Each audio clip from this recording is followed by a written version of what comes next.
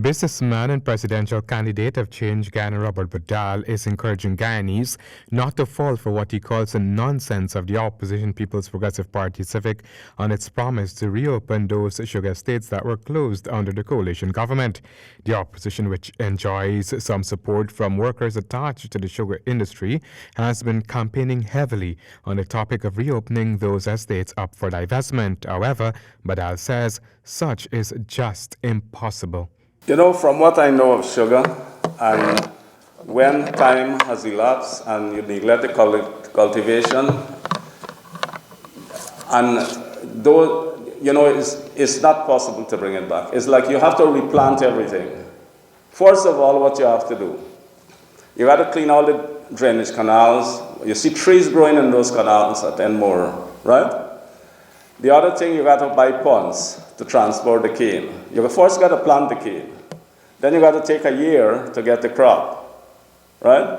When you get the crop, then you got to process it. In the meantime, you got to service the factory. The Change Ghana presidential candidate is adamant that the opposition's plans for the industry is plain impractical.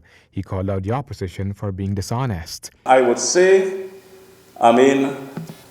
without any apology, they are trying to lie to the people again.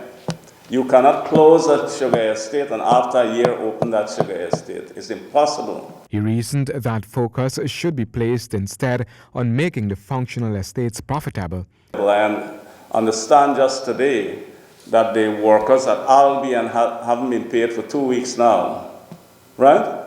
So you tell me, why would you reopen an estate and the current estate can't pay the bills, right? So, is it practical? They're basically lying, and they have this habit of lying all the years. Every election they come and lie. The monies the last administration spent on Skellon alone could have improved all the other estates, Badal argued. Just last week, the PNCR called the PPP's talks of reopening sugar estates planned, and while the opposition continues to hold firm to selling the dream that it can create 50,000 jobs within a short period of time, Change Guyana is questioning how such is even possible. Handel Duncan, HGP Nightly News.